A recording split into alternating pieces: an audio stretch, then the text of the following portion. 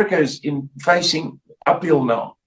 It's wrong that Americans must pay $500 million for people here who've got AIDS, because so many people here have got AIDS, because apparently I'm told if you want sex here in South Africa, you just see somebody walking along.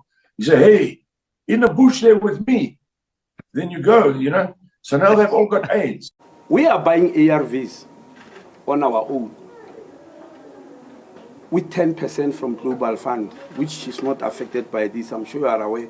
Global Fund is an international organization in Geneva. We are buying on our own. So our biggest problem will be the salaries and the operational costs of those people that I've just mentioned.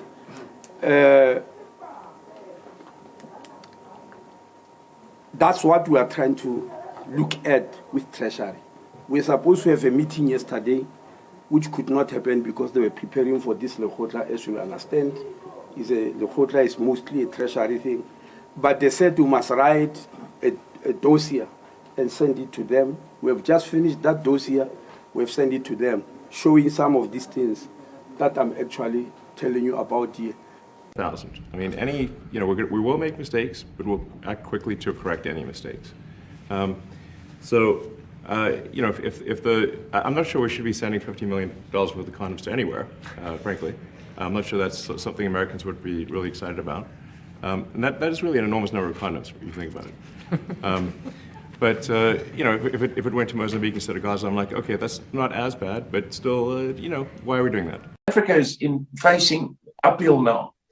It's wrong that Americans must pay $500 million for people here who've got AIDS, because so many people here have got AIDS, because apparently I'm told if you want sex here in South Africa, you just see somebody walking along.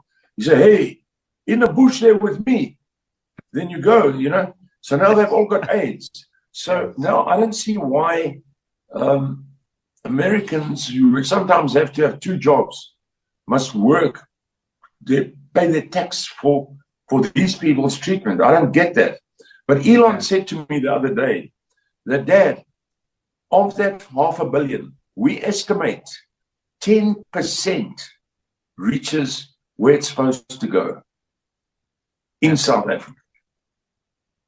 So of the $500 million, about 50 million, which is a lot of money, reaches where it's meant to go. The rest is going into HIV treatment centers in people's pockets.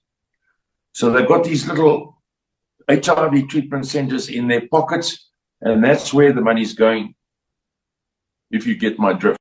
That fits me. I don't have gray rules. I don't believe life is gray.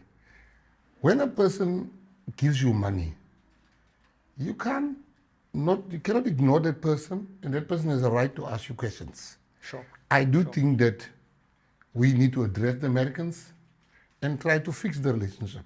The last thing on this issue I want to say is, there's a lot of people that said I'm ass leaking. Maybe they're right. I think maybe they're right. I can't argue that. But you see, a leader does not make you an ordinary person. It makes you a person leading ordinary people. A leader must not have an ego. A leader must say, my people are going to die. People are going to die if they stop PEPFAR. Sure. Doctors are going to lose their jobs. Nurses are going to lose their jobs. And if we lose AGOA, a lot of industries, businesses is going to die.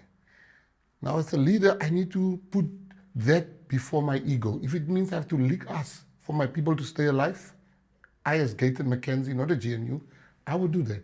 If it means I got to leak us for industries to survive and people to survive, I will do that. I can't be arrogant. You see, it's like a poor man's arrogance. It's a curse. No, if you're poor and you're arrogant, it's a curse. Like, I don't care, but you have nothing. You gotta have, and these are things